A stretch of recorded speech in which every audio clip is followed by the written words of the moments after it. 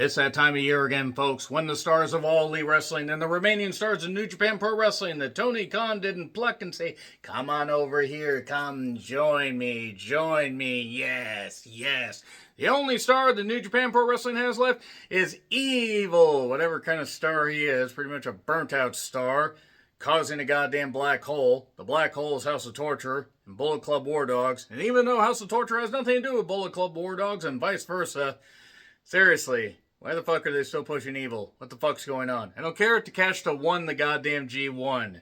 I don't know what the fuck New Japan Pro Wrestling is doing. But that being said, the remaining stars are there. A few, kinda, including Zack Sabre Jr. I'll talk about here in just a second, but it isn't just AEW. It isn't just New Japan. It is CMLL and Stardom. And they're ready to fist on through to the other side. They're ready to fist the door to the other side. And they're ready to fist on through to the other side. That forbidden door, however, really just leads to a unisex bathroom, much like the Jenny McNeil one. Can you say that again? This is an outrage. I demand to know what happens on this show with that lawyer and her incredibly short skirt. And now we see just a bunch of programming you don't want to see. Allure from the planet Omicron Persei 8.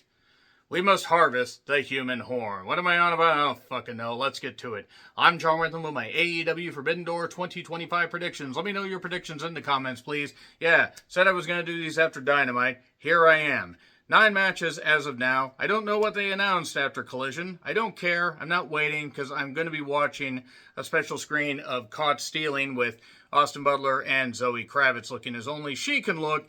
And I don't really feel it. Though I did hear, by the way, this is a bit of a spoiler, that Isla Dawn showed up, or the former Isla Dawn, I don't know what name she's going by now, showed up on Collision. That's great. I'm very happy for her. So, let's talk about the matches. So we have Kyle Fletcher defending the TNT Championship against Hiromu Takahashi, who will not be bringing Daryl. So Daryl can't win the championship. That's disappointing. It'll be a decent enough match. Kyle will be able to play off the comedy that Hiromu provides. And Hiromu actually can be a very good worker when he wants to be. I think that it's pretty obvious Kyle is going to end up winning. It is what it is. I think Kyle should be part of the Tokyo Dome show, quite frankly. Wrestle Kingdom, as I'm calling it. Or as everybody calls it. Normal people, that is. But yeah, Kyle's going to win. I don't think there was any doubt about that. Zack Sabre Jr. against Nigel McGuinness, IWGP World Heavyweight Championship. Apparently, Zack wanted to work with Nigel. This makes sense. UK. CSJ is going to win. It'll be a big moment for Nigel. I look forward to it. I look forward to it just for the moment. I hope the match doesn't go way too long. But good on Nigel for being able to get a few more matches out of his career. So, Toni Storm against Athena, AEW Women's Championship. Toni Storm, I think, is going to win. I think. And because I think we're going to lead to Athena and Billie Starkz having their match eventually, because Athena is going to beat Mina Shirakawa to defend the Ring of Honor Championship, and then Billie Starkz is going to beat her. Now, I don't think it's the best idea, but I see where they're going with it. And we're going to get over 1,000 days of Athena. I wonder who is innocent and only following orders. That being said, let's move on. Toni Storm, I think, will win. If Athena wins, I'm not going to complain, but then you don't, I don't know,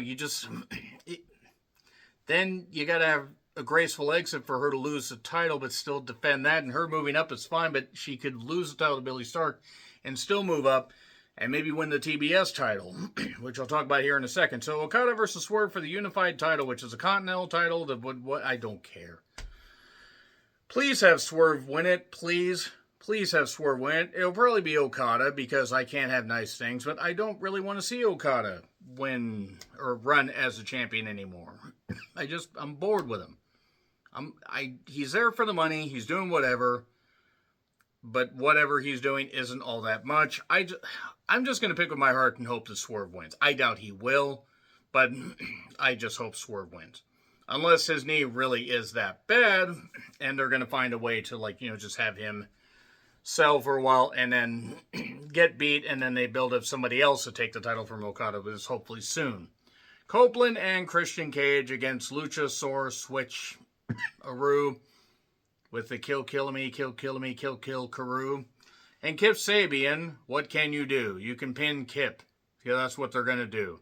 Copeland and Christian Cage need to get the victory. I feel bad for Nick that he's not going to be able to be there.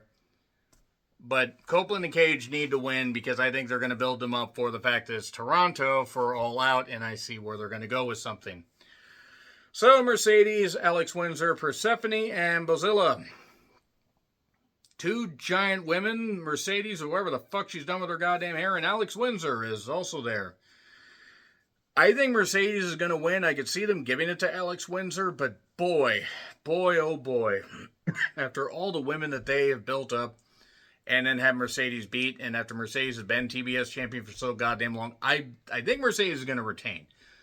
If Alex ends up beating her, I mean, and she could pin one of the other two, sure, but isn't that just kind of reek of nepotism? I'm not saying that Will would be the kind of guy to do that, and I'm not saying that Alex doesn't have talent, but if Alex had been on this program, featured on their television for 6 to 8 months, getting quality wins and having a couple decent feuds, and I wouldn't have that much of an issue. She literally just got there like 6 weeks, maybe 8 weeks ago. And if that, I don't think it's a good idea. I can see them doing it. I'm going to pick Mercedes to win, and maybe she loses in Toronto. Hurt Syndicate against FTR and Brodito, because FTR and Brodito went to a 30-minute time limit draw. AEW tag titles. I fear FTR are going to win, but I think they're going to pin either Bandito or Brody King. And that's going to lead to the Hurt Syndicate not having the tag titles. And then FTR will face off against Copeland and Christian Cage at All Out. And they'll know that all their friends will get to work together and everything because it becomes all friends wrestling again. But FTR will get the win here. I think they're going to win the tag titles. And yeah, it makes sense, but it's just the Hurt Syndicate, for as great as they are, great as they look with the belts, and as much as they mean something, they have been so cooled off in the last 6 weeks. Especially since All In, which actually has been about 6 weeks now that I think about 5 weeks. By 6 weeks, by the time we get to the pay-per-view, it's sad. MJF against Hangman. Basically, the title can change hand on count-out, disqualification, and MJF doesn't have to cash in his contract. I think Hangman's going to win. I think we're going to get some bullshit, and I think MJF may try to cash in his contract. I still think Hangman's going to walk out with it because I don't think they're going to give it back to MJF right now. And they need to keep the title on Hangman for a bit. Unless MJF just doesn't cash in the contract at all and keeps it for a bit. But then I think they're going to have him and Mark Briscoe compete over the contract. They could do that. And Mark Briscoe could win it. And then try to cash in. And then he could fail. And then go home for a bit. I don't know. I'm just blue skying it here. By the way, I'm on Blue Sky. Reborn.bksy. BKY, whatever the hell. BSKY.social. Anyway, let's get to Omega, Ibushi, Ospreay, Darby, and Tanahashi in a lights-out cage match, because that's what you want to do with guys that are... When Darby's the healthiest guy out of everybody in there, and he climbed Mount Everest and is an idiot with the stuff he does, that's saying something. They're going to take on Mox, Claudio, the Bucks, and Gabe Kidd. Lights-out cage match. I think about 20 million people are going to interfere. I think Ospreay's team will get the victory. I think Ospreay, is going to go all out. And I think that Ospreay is going to be out with neck surgery of some variety till sometime next summer. It is what it is. I really hope that he takes it easy and whatever happens, he's going to be okay. But, oh boy, it's certainly going to be interesting. I'm just going to crumble these up because I don't really care if I end up being right or not. That is it for the predictions. Let me know your predictions in the comments, please. Like, share, subscribe, Twitter, Letterboxd, Blue Sky handles in the description. I'm John Ritlin, and until we are in the O2 again in a few days, and by we, I mean everybody that is over there, because I certainly won't be flying, happy trails to you.